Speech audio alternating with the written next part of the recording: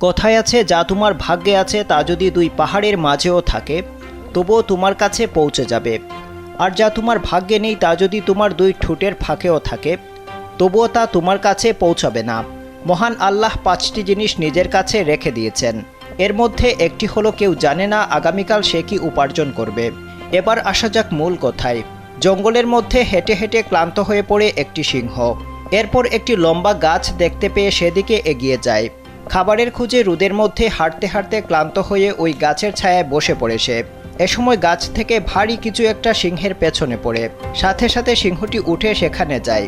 গিয়ে দেখতে পায় একটি আস্ত হরিণ পড়ে আছে, কিন্তু হরিণটি কোথা থেকে এলো তা বুঝতে না পেরে এদিক সেদিক তাকাতে থাকে বনের রাজা। ঘটনাটি ঘটেছে কেনিয়ার মাসাই মারা অঞ্চলে। স্থানীয় সংবাদ মাধ্যম জানিয়েছে, একটি চিতাবাঘ হরিণটি শিকার করে গাছের ডালেই রেখে গিয়েছিল। এরপর ওই গাছের নিচে আসে সিংহটি। ঠিক সেই সময় গাছের ডাল থেকে হরিণটি পিছলে পড়ে যায়। শিকার না করেই হাতের কাছেই শিকার পেয়ে অবাক হয়ে যায় সিংহ। মহান আল্লাহ মানব সৃষ্টির পাশাপাশি তাদের প্রয়োজন পূরণের জন্য সব ক্ষেত্রেই সৃষ্টি করেছেন জীবজন্তু ও উদ্ভিদ। এগুলো মহান আল্লাহর সুবিশাল সৃষ্টির অংশ। জমিনে বিচরণকারী সব প্রাণীর রিজিকের দায়িত্ব মহান আল্লাহর। এমন কোনো প্রাণী নেই যার রিজিকের ব্যবস্থা তিনি করেননি।